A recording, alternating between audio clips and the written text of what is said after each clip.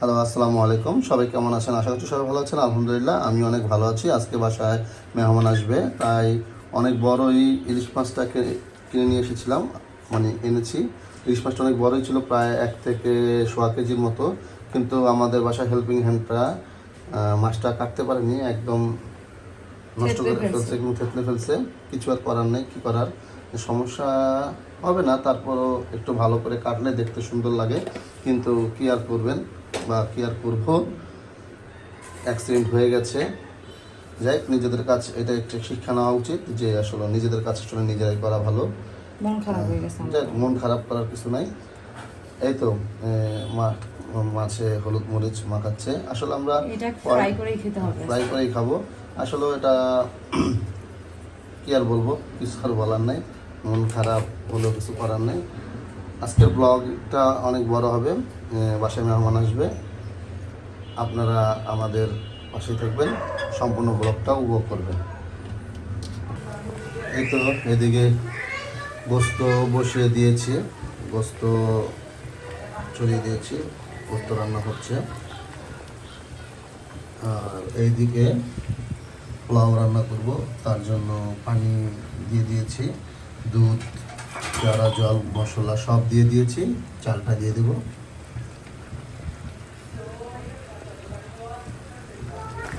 এই তো দেখতে পাচ্ছেন গোস্ত হচ্ছে, অস্থির অস্থির না স্থির আপনারাই বলেন, অনেক মজা।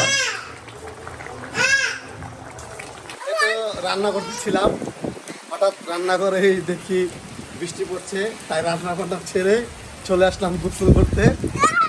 অনেক এই বছরের প্রথম বৃষ্টি, তাই একটু চিন্তা করলাম একটু ভিজি, হয়তো বা ঠান্ডা লাগতে পারে, জ্বরও আসতে পারে, তাতে কিছু আসে যায় না। বৃষ্টিতে ভিজতে হবে, এটাই হলো বড় কথা।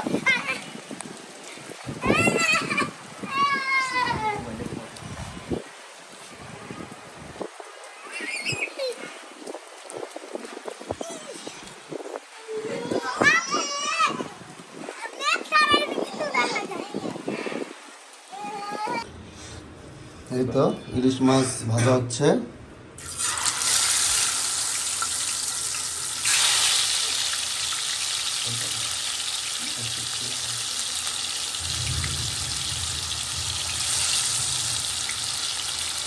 মাছের দিকে মন খারাপ হয়ে গেছে।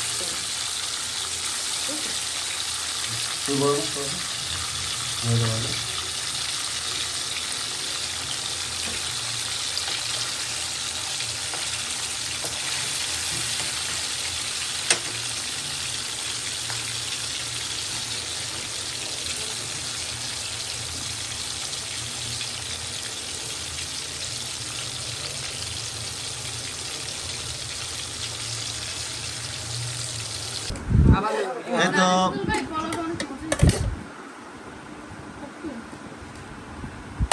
খাবার দাবার বিতরণ চলছে, খাবার বিতরণ চলছে। এটা কি আমার?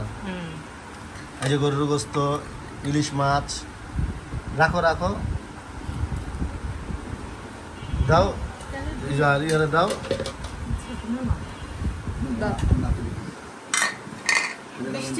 আজ ভিডিও এই পর্যন্তই।